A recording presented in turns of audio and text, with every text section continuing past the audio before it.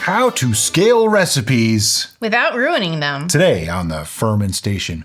Welcome to the Fermentation. This is the podcast for the City Steading Brews YouTube channel. I'm Brian. I'm Derica. And today we're going to talk about something that comes up all the time. People are always asking, like, we make 1 gallon batches. And the reason we make 1 gallon batches is because we make usually between 40 and 50 new recipes a year. And we just don't need to drink quite that much. It's far too much for us. So, in fact, we were going to brew something off camera just for us, a house wine. Brian's favorite, are really easy to make sweet red wine.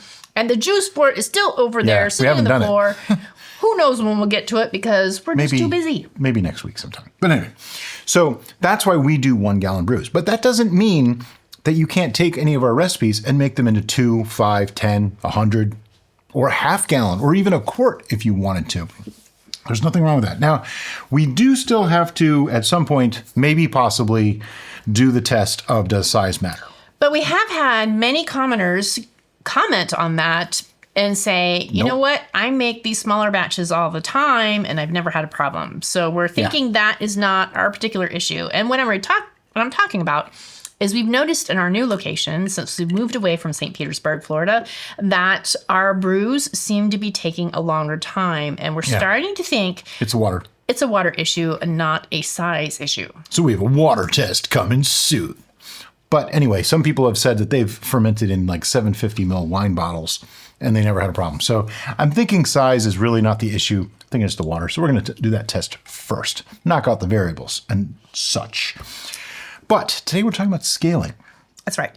So typically what you're going to do is you're going to use the ratios in our recipes and scale up or scale down. Right. It's actually really, really simple. If our recipe is a 1 gallon batch and you want to make 3 gallons, multiply everything in there except the yeast by 3. Now that means the honey, the sugar, the fruit juice, the fruit, the spices. This is the biggest question that people ask all the time.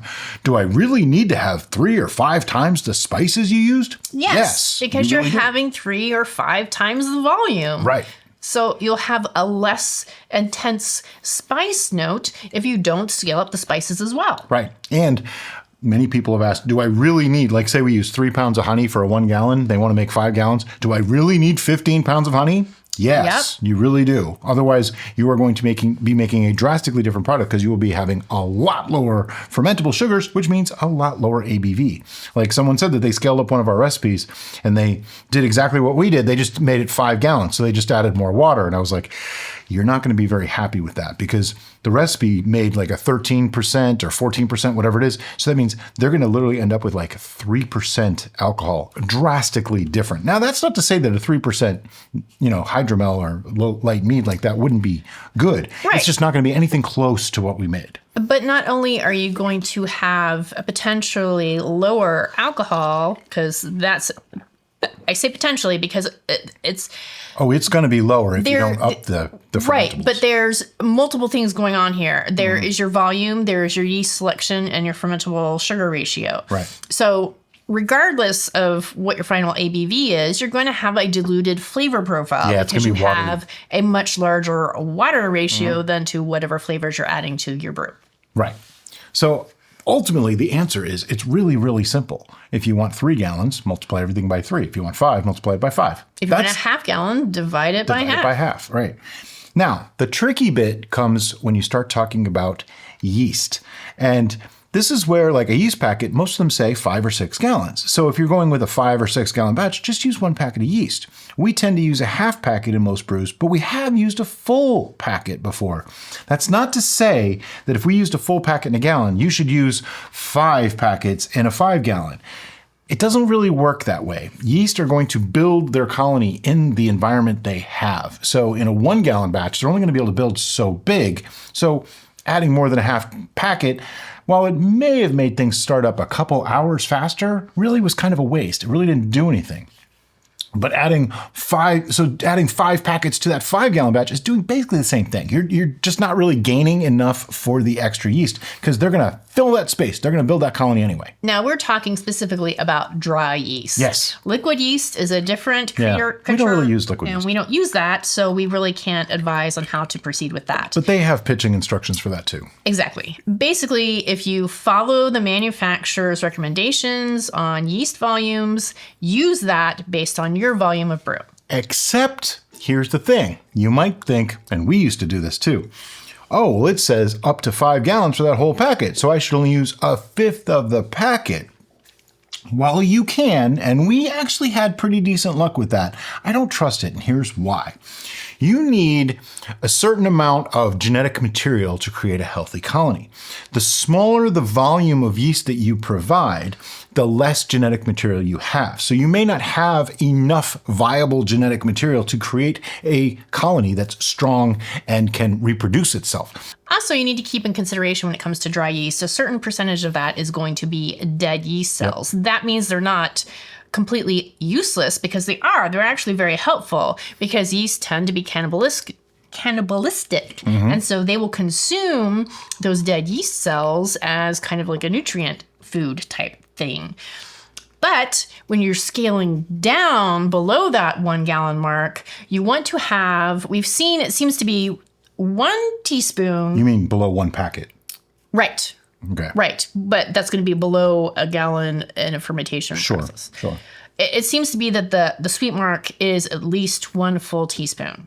Yeah, it seems like a teaspoon is about right. I mean, my general rule is half packet up to 3 gallons, full packet 3 gallons and above. At 3 gallons, do whatever you like. Either way is going to work just fine. But when you start getting to those really small micro brewing things, that's when, I wouldn't go less than a teaspoon for a whole batch. And I don't know how small you actually want to go. We tend to not go smaller than a half gallon. Yeah, pretty much. And I think it's just because the different ingredients and the different ratios, the smaller you get, the more precise you have to be, and the more likelihood of a problem it gets multiplied when it gets condensed like that. Not just that, you have a certain amount of lees and loss every single time. When you do a 5-gallon batch, if you have like an inch or 2 of lees on the bottom, it's not a big deal. A 1-gallon batch, an inch or 2 is now more of your vessel, and in a quart, an inch or 2 would be like a fourth of your entire batch. Yeah. So it's just, you're putting in the same amount of work to make a very small batch as a larger batch. That's why we like the 1 gallon size, because it gets anywhere from 3 to 5 bottles, depending on the brew, which is a decent amount. We get 1 to put away, 1 to have right away, and another one for another time, at least, sometimes 2. And that works out well for us. Plus, I get bored really easy, so I like to have variety. I like to make a lot of different things. I rarely drink the same thing all the time. Right. Like, I want to try different stuff.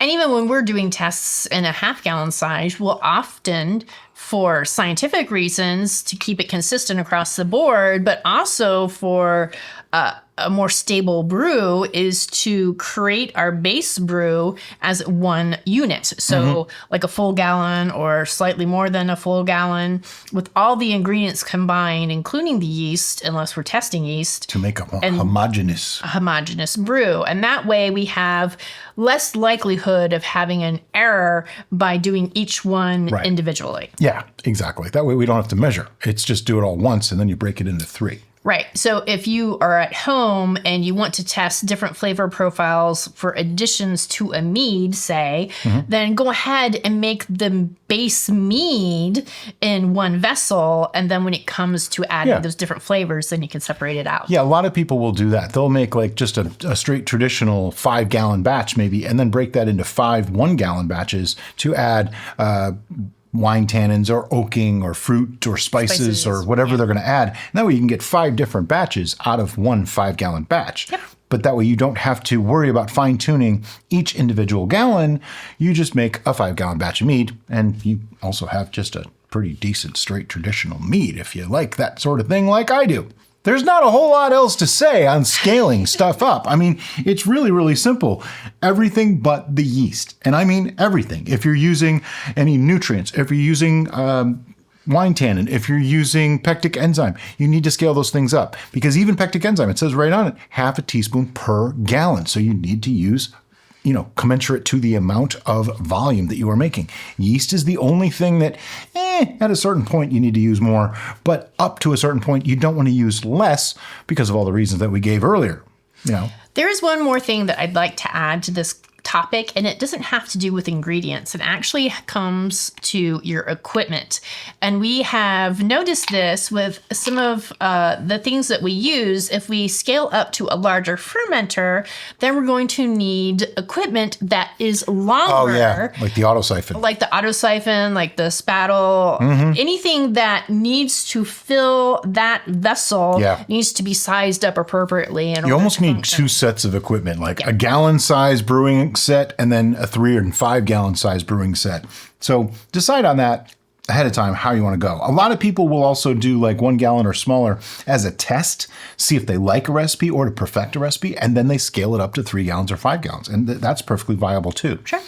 Just remember, the smaller you go, it's much harder to be accurate, as we said. And the larger you go, you could be a little loose with the measurements and you're still probably going to be pretty much the same. So there's advantages to both. It just really depends on which way you want to go. Have you yourself witnessed any additional comments that you want to add to this discussion about scaling up or down a recipe? Please let us know. Share with everybody in the comments below.